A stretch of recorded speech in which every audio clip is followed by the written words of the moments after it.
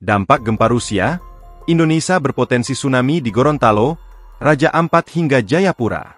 Gempa bumi bermagnitudo 8,7 yang mengguncang pesisir timur Kamchatka, Rusia, Rabu, 30 Juli 2025, bukan hanya berdampak lokal. Getarannya memicu potensi tsunami yang mengarah hingga ke perairan Indonesia. Badan Meteorologi, Klimatologi, dan Geofisika, BMKG, menetapkan status waspada untuk 10 daerah pesisir yang kemungkinan terdampak gelombang tsunami akibat gempa 8,7 magnitudo di Kamchatka, Rusia. Gempa bumi berkekuatan magnitudo M8,7 mengguncang pesisir timur Kamchatka, Rusia, Rabu, 30 Juli 2025, sekitar pukul 6.24 waktu Indonesia Barat. Hasil analisis BMKG, gempa tersebut berpotensi menimbulkan tsunami di wilayah Indonesia dengan status waspada, ketinggian tsunami kurang dari 0,5 meter, kata Direktur Gempa Bumi dan Tsunami BMKG, Daryono, dalam keterangan yang diterima Kompas.com, Rabu.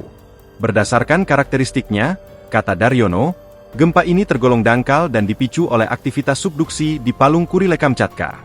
Gempa ini memiliki mekanisme naik, thrust fault. Gempa ini berpotensi tsunami di wilayah Rusia, Jepang, Alaska, Filipina, Hawaii, dan Guam, jelasnya. Hasil analisis Badan Meteorologi, Klimatologi, dan Geofisika, BMKG, gempa tersebut berpotensi menimbulkan tsunami di wilayah Indonesia dengan status waspada.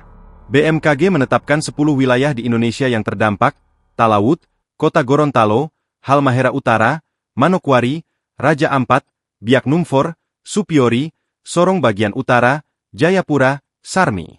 BMKG memperingatkan masyarakat, terutama yang tinggal di daerah pesisir itu, untuk mewaspadai adanya gelombang yang datang.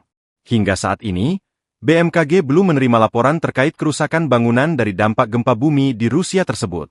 Download Tribun X sekarang, menghadirkan lokal menjadi Indonesia.